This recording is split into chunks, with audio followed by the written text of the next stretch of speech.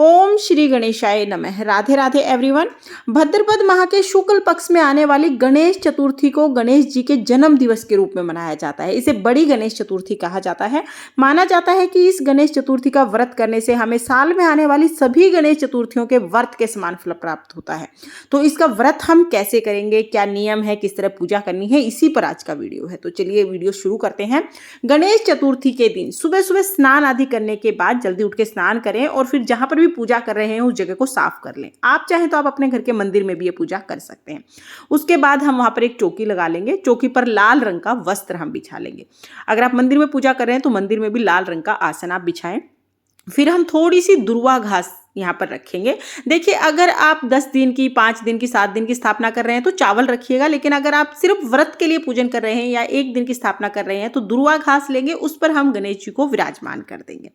अब गणेश जी को विराजमान कर दिया है, सबसे पहले हम शुद्धिकरण करेंगे यानी स्नान कराएंगे। तो जल के छींटे लगाकर हम स्नान करा देंगे। उसके बाद हम घी का दिया जलाएंगे। देसी घी का दिया जलाने के बाद हमें व्रत का संकल्प लेना है। अपने सीधे हाथ में फूल या चावल लेकर हम गणेश जी के सामने संकल्प करेंगे कि हे भगवान, आज मैं आपके निमित्त ये व्रत कर रही हूँ, ये व्रत पूर्ण करने में मेरी सहायता करें और मेरी मनोकामनाओं को पूर्ण करें। ऐसा कह के हम फूल जो है, फूल या चावल, वो गणेश जी के चरणों में समर्पित कर देंगे। उसके बाद हम रोली से तिलक करेंगे। रोली से, चंदन से गणेश जी को तिलक करें। अक्षत समर्पित कर देंगे। मूषक महाराज साथ में, उनका भी पूजन साथ में ही करेंगे। दिए का भी पूजन हम साथ में ही करेंगे और फिर बाद में हम वस्त्र स्वरूप कलावा समर्पित कर देंगे। सुबह सुबह के समय हमें ये पूजन करना है और जो भी फूल आपको मिल जाए आप वो फूल उसके बाद समर्पित कर दें।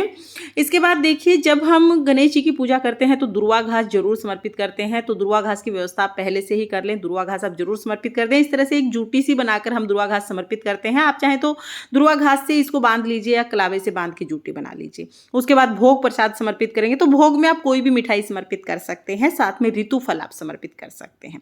तो इस तरह से हम भोग समर्पित कर देंगे और भोग समर्पित करने के बाद फिर हम हाथ जोड़कर भोग स्वीकार करने के लिए गणेश जी से प्रार्थना करेंगे। उसके बाद हम दक्षिणा समर्पित कर देंगे। इसके बाद हम जल समर्पित करेंगे और जल समर्पित करने के बाद फिर हम गणेश चतुर्थी की व्रत कथा सुनेंगे। देखिए, अगर आपने व्रत किया है ना तो व्रत कथा सुनना बहुत जरूरी है। तो हाथ में चावल और दुर्वा घास लेके हम व्रत कथा सुन लेंगे। व्रत कथा का वीडियो आपको चैनल पर मिल जाएगा, लिंक मैं आपको डिस्क्रिप्शन में दे दूंगी, आप वहां से देख लेना। कथा सुनने के बाद जो हाथ में दुर्वा घास और चावल लिए हैं ये हम गणेश जी को समर्पित करेंगे, कुछ जल के लोटे में डाल देंगे। इस तरह से हमारी कथा पूर्ण हो जाएगी। उसके बाद धूप दीप दिखाकर बहुत ही प्रेम पूर्वक हम गणेश जी की आरती करेंगे। तो देखिए, गणेश चतुर्थी की, जो बड़ी गणेश चतुर्थी की भी पूजा उसी तरह से करनी है जैसे हम नॉर्मल गणेश जी की पूजा करते हैं। तो सुबह की पूजा हम यहाँ पर कर लेंगे। पूजा करने के बाद हाथ जोड़कर पूजा में रही कमियों के लिए क्षमा याचना करेंगे। अपनी मनोकामनाओं को पूर्ण करने के लिए भगवान से प्रार्थना करेंगे। तो सुबह की पूजा हो जाएगी। पूजा के बाद जो जल का लोटा हमने लिया है ये हम सूर्य देवता को अर्घ दे देंगे। सुबह जब हम पूजा करेंगे तो सूर्य देवता को हमें जल का लोटा अर्घ देना है और प्रसाद जो आपने चढ़ाया है, भोग जो चढ़ाया है, वो घर में सभी सदस्यों का प्रसाद के रूप में बांट दीजिए। अब सुबह की पूजा करने के बाद आप व्रत करेंगे। चाय पानी आप पी सकते हैं, आप चाहे तो फल भी आप खा सकते हैं। तो पूरा दिन हो गया है। शाम के समय हम दोबारा से आरती करेंगे और भोग समर्पित करेंगे। उसके बाद हमें क्या करना है, 1 लोटा जल लेना है। ये जल हम चंद्रमा को अर्घ देंगे। तो इस जल में हम चावल और दुर्वा डाल लेंगे। थोड़ा सा मीठा हम डालेंगे। तो जो भी मीठा आपने भोग के रूप में भगवान को शाम को समर्पित किया है ना, उसी में से थोड़ा सा मीठा हम जो ये जल का लोटा है इसमें डाल लेंगे। चंद्रमा को अर्घ देकर ही हमें व्रत का पारण करना है और थोड़े से हम इसमें फूल भी डाल लेंगे। तो इस तरह से जल तैयार हो जाएगा। लेकिन अभी क्या दिक्कत है कि भाद्रपद माह के शुक्ल पक्ष में जो बड़ी गणेश चतुर्थी आती है, इस दिन चंद्रमा के दर्शन नहीं किए जाते हैं। ये श्राप लगा हुआ है चंद्रमा को, तो इस दिन चंद्रमा के दर्शन करना बहुत ज्यादा अशुभ होता है। तो बिना दर्शन किए हम चंद्रमा को अर्घ कैसे देंगे, क्योंकि बिना चंद्रमा को अर्घ दिए व्रत का पारण नहीं कर सकते हैं। तो ऐसे में हम क्या करेंगे, जहां पर भी हमने पूजा की है उसी जगह पर हम चंद्रमा को अर्घ दे देंगे। अब अर्घ कैसे देना, क्योंकि बाहर इस टाइम पर आप ना निकलिएगा शाम के समय, क्योंकि गलती से भी इस दिन चंद्रमा के दर्शन नहीं होने चाहिए, शुभ नहीं रहता है ये शास्त्रों के अनुसार। तो हम परात ले लेंगे। परात हमारी जो किचन होती है उसका सबसे शुद्ध बर्तन होता है, क्योंकि ये कभी भी झूठा नहीं होता है। तो हम एक परात ले लेंगे। परात में हम स्वास्तिक बना लेंगे। आप चाहे तो आप चंद्रमा की आकृति भी बना सकते हैं।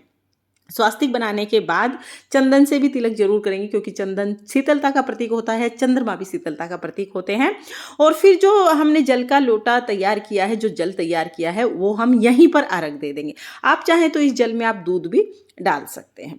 तो यहाँ पर देखिए इस परात में ही हम वहीं पर जहाँ पर हमने पूजा की है गणेश जी के सामने ही चंद्रमा का ध्यान करते हुए ओम श्री चंद्रमा देवाय नमः का जाप करते हुए हम ये अर्घ दे देंगे। तो घर में जहाँ पर पूजा की है, मंदिर या चौकी लगाकर पूजा की है, वहीं पर हम किसी बर्तन में इस तरह से अर्घ दे देंगे। अर्घ देने के बाद हाथ जोड़कर पूजा में रखी कर्मियों के लिए क्षमा याचना करेंगे, अपनी मनोकामनाओं को पूर्ण करने के लिए प्रार्थना करेंगे। तो इस तरह से आपका व्रत पूर्ण हो जाएगा। अब ये जो जल है, अगर आपके घर के अंदर ही कोई गमला है तो उसमें आप ये जल डाल सकते हैं, बाहर हमें नहीं डालना है। अगर गमला अंदर नहीं है तो आप अगले दिन सुबह किसी भी गमले में ये जल डाल सकते हैं। तुलसी के गमले में नहीं डालना, उसके अलावा किसी भी गमले में, किसी भी पौधे में आप ये जल सींच सकते हैं। तो इस तरह से हमारी पूजा पूर्ण हो जाएगी। शाम को फिर ये अर्घ देने के बाद हमें व्रत का पारण करना है। गणेश चतुर्थी के व्रत में शाम के समय पूजा और अर्घ देने के बाद भोजन कर लिया जाता है, एक समय भोजन किया जाता है। तो शुद्ध सात्विक बिना प्याज लहसुन का भोजन आप इसके बाद कर सकते हैं। पहले जो आपने भोग प्रसाद चढ़ाया है वो प्रसाद ग्रहण करें, उसके बाद आप भोजन कर लें। और अगर आप पूरा दिन फलाहार व्रत करना चाहते हैं, आप अन्न ग्रहण नहीं करना चाहते हैं, तो आप फलाहार व्रत भी कर सकते हैं। तो शाम को अर्घ देने के बाद फिर हम व्रत का पारण कर लेंगे। इस तरह से गणेश चतुर्थी का व्रत हमारा पूर्ण हो जाएगा। चौकी हमें अगले दिन उठानी है और सिर्फ हमने व्रत के लिए पूजा की है तो गणेश जी का हम विसर्जन नहीं करेंगे। दोबारा से गणेश जी को हम मंदिर में ही स्थापित कर देंगे। जो दक्षिणा हमने चढ़ाई है अगले दिन आप किसी भी गरीब को, किसी कन्या को या किसी पंडित को आप ये दान दे सकते हैं। इस तरह से हम गणेश चतुर्थी का व्रत करते हैं। फ्रेंड्स, अगर गणेश चतुर्थी के व्रत की सरल सी विधि आपको पसंद आई हो तो प्लीज़ वीडियो को लाइक कर देना। और अगर आपको अभी भी कोई डाउट हो तो आप कमेंट करके पूछ सकते हैं। मैं आपके डाउट्स क्लियर करने की पूरी कोशिश करूंगी।